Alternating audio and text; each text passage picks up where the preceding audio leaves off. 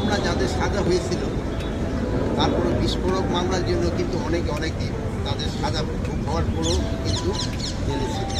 কিন্তু তাদের কিন্তু অনেকেরই জামিন হয়ে গেছে। এখন আরও যদি এরকম থাকে, কোর্ট উপস্থিত যদি আমাদের হাতে, এরা সম্মানীয় কোর্ট যদি তাদের জামিন দিয়ে দেয়, জামিন দিয়ে দেয়। এটা গত 15 বছর কেন এটা ডিক্লেয়ার করে নাই আমার পক্ষে বলা সম্ভব না। আর 2 নম্বর যে সঠিক বিচার যেন হয়, এই জন্যই কিন্তু একটা তদন্ত কমিশন গঠন করে। এটা কিন্তু কমিশন, মানে না ইনকোয়ারি কমিটি, তদন্ত কমিশন গঠন করা হয়েছে। এবং তাদের দেখবেন তাদের মর্যাদাও দিয়ে দিচ্ছে, যে সেরে অ্যাপিলেট ডিভিশনের জাজের মর্যাদা দেওয়া হয়েছে যে প্রধান।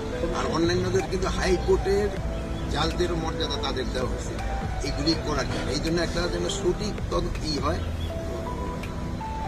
কমিশনটা যেন সঠিকভাবে কাজ করে এবং যারা দোষী তাদের যেন তারা ভালোভাবে ই করতে পারে, এই জন্য কিন্তু এটা করা হয়েছে। এবং তারা তাদের রিকমেন্ডেশনের উপরে বেস করে আমরা পরবর্তী